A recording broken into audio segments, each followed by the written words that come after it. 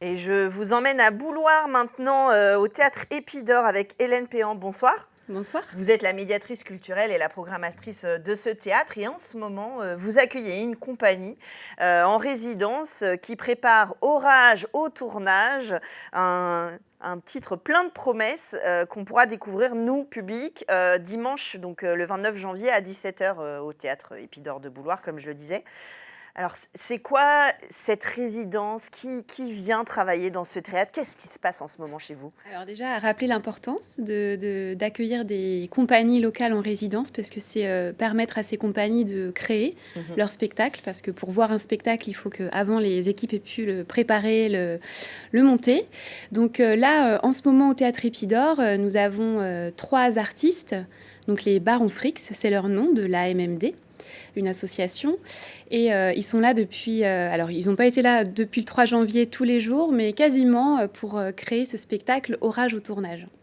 Alors c'est un spectacle, donc comme vous le disiez, c'est important de savoir qu'avant que ça arrive sur scène, évidemment, il faut des répétitions et que heureusement, maintenant, on peut reprendre, le chemin des théâtres pour, travailler. Donc on travaille la mise en scène, on travaille le texte, on travaille l'éclairage, le son, enfin bref, tout ce qui fait le spectacle.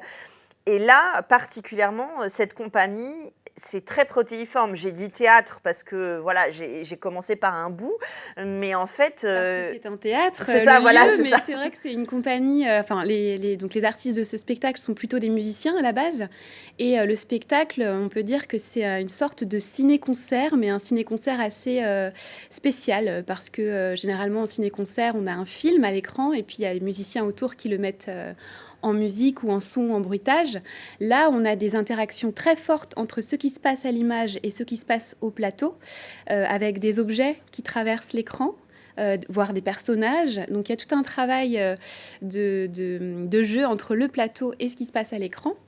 Et d'écriture, parce que du Et coup, d'écriture, ils ouais. ont fait à la fois, enfin, ils font à la fois le film et leur présence en plateau. Donc forcément, du coup, Oui, ce lien est intrinsèque. oui, c'est important de le préciser, c'est pas un film existant au départ, c'est un film qui a été tourné, écrit, tourné, monté par les Barons Fricks. Et c'est un film dans lequel apparaissent beaucoup de figurants, d'amateurs, de gens qui habitent le territoire.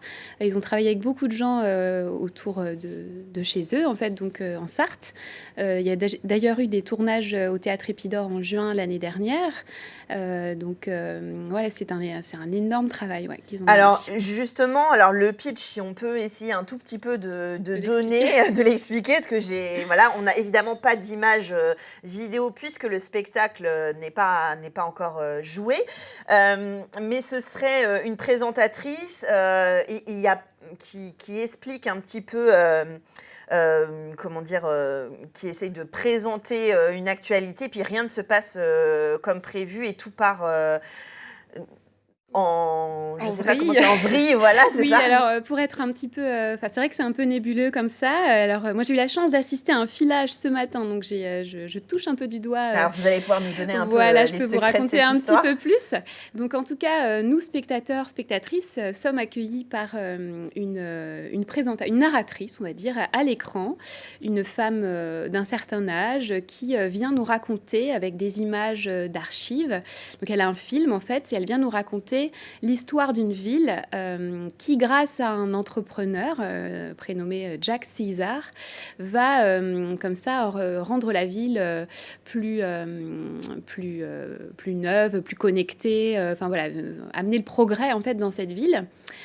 Sauf que dans cette ville, il y a un petit groupe de résistants.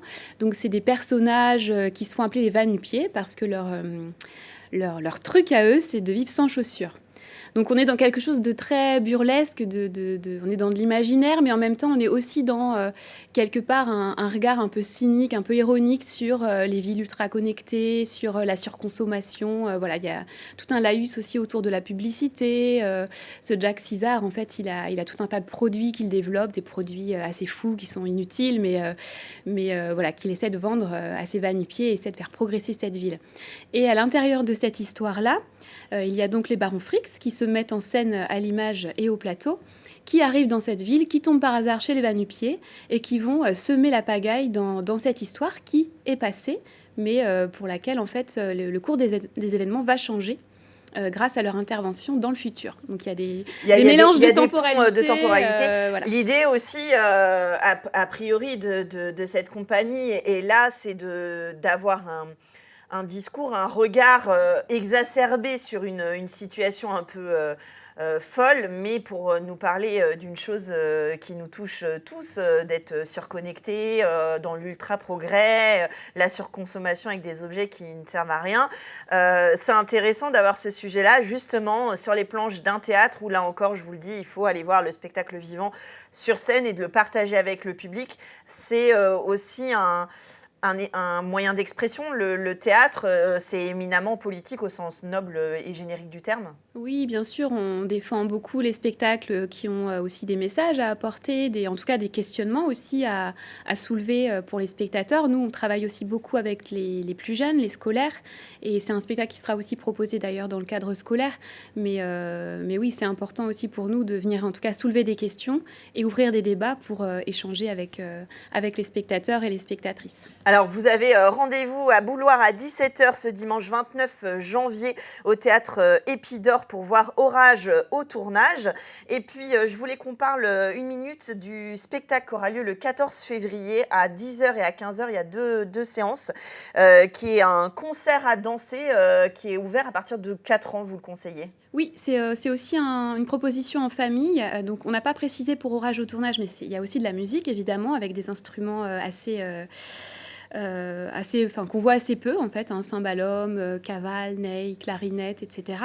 Et Tascabilissimo, là aussi, on est dans une proposition assez conviviale. Donc là, c'est un concert quand même, mais on est avec ce duo, donc Martha Delano et Victoria de la Rosière, un duo hyper complice qui nous emmène dans leur univers, musique du monde, et qui nous amène à danser aussi petits et grands ensemble.